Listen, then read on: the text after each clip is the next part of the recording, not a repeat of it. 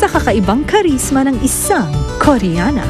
Kapartner ang Nescafe Classic, Clear Anti-Dandruff Shampoo, Ariel Antibac with Power of Safeguard, Coffee Mate at Milo.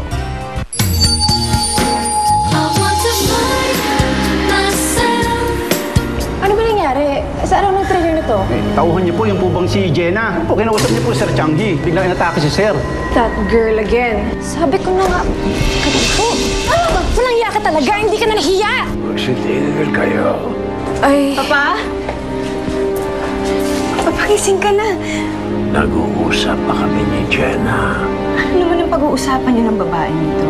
Kailangan mo magpahinga, magpalakas, magpagaling ng gusto, lalo na ngayon nakita ng apo ninyo. Ano? Ayon sa findings, Patay na siya. nag-confirm na si Loida, yung kamag-anak daw ni Nerissa. At siya raw mismo ang pupunta rito para makausap ka. Yung nakausap nila na kamag-anak ni Nerissa, she's a fake. Dahil ako mismo nag-hire sa kanya. Saan nakalibing ang apo ko? Sa lugar namin. Gusto kong ipahukay ang kanyang bangkay. Gagambalahin lang natin ang himlayan niya. Hayaan na natin kung nasaan siya ngayon. Sa isang DNA test lamang, ako makakasiguro kung siya nga ang bangkay ng apo ko.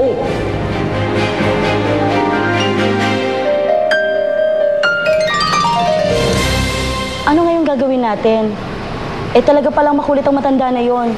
Hindi titigil yon hanggat hindi na nagurado na deadball ang apo niya. Kapag sinagawa ang DNA test, mabubuk yung skin mo, Violeta. Puisit! Hindi ko naman naisip na hihilingin pa ni Changhi yun eh. Basta, tapos na ang trabaho ko. Labas na ako dyan. Hindi pa. Dahil ikaw ang magtuturo ng libingan ni Jenny. At kanino naman bang kayo ang tuturo ko? Anong bahala dun? Paano yung DNA test? Paano mo malusutan yung Violeta?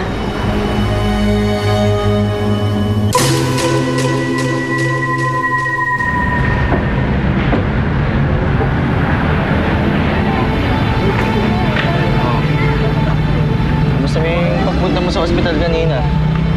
Kausap ba kayo ni Sir Changhi? Hindi eh. Nandun kasi sila Ma'am Ivy at saka si Ma'am Violeta. Pero, alam mo, Benjo, narinig ko yung usapan nila. Tungkol dun sa nawawalang apo ni Sir Changhi. Ano yun? Hindi pa kumpensito si Sir Changhi na apo niya ngayon natagpo ang bangkay.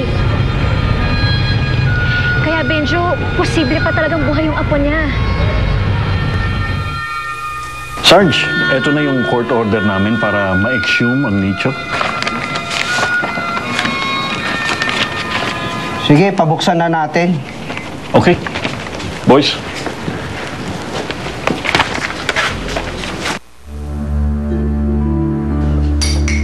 I want the DNA test done immediately. It might take at least a month, Chani. That will be too long. Gusto ko makuha kagad ng resulta.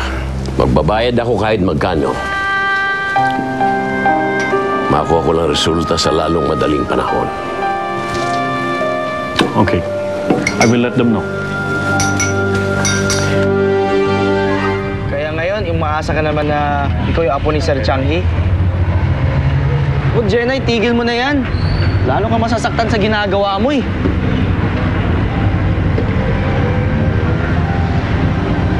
Siguro nga, tama ka, Benjo.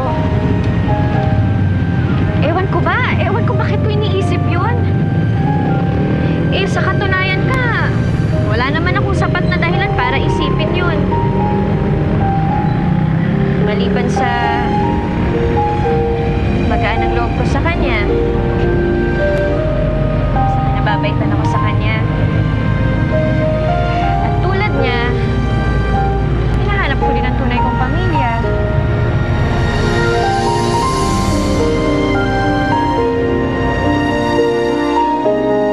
Nasa lab na yung bangkay na hinukay. And they're doing the DNA test right now. Mel, anong gagawin ko? Akala ko ba, ginawan mo na ng paraan yan?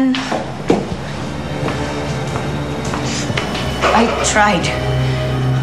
Hindi ko na alam kung kung saan doktor dinala yung samples ng DNA test eh. At saka malay ko ba nakahantong ang lahat sa ganito? Hay nako, Violeta. Sayang lang lahat ang ginawa mong schemes. Mabubuking din pala lahat agad.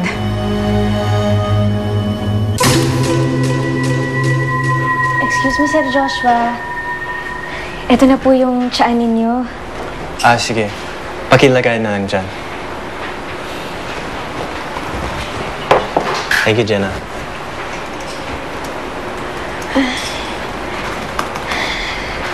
Sir, kamusta na po pala si Sir Changhi? Kasi po, magdadalawang linggo na po siyang hindi bumibisita dito sa restaurant. Sana naman po maayos na po ang kalagayan niya. Don't worry, Jenna. He's fine. Nasa bahay na siya at nagpapahinga. Sir, yung tungkol po dun sa apo niya,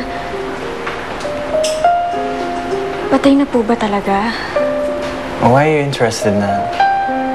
Ho? Naku, wala ho. Kasi sir, naaawa na po talaga ako kay Sir Changhi.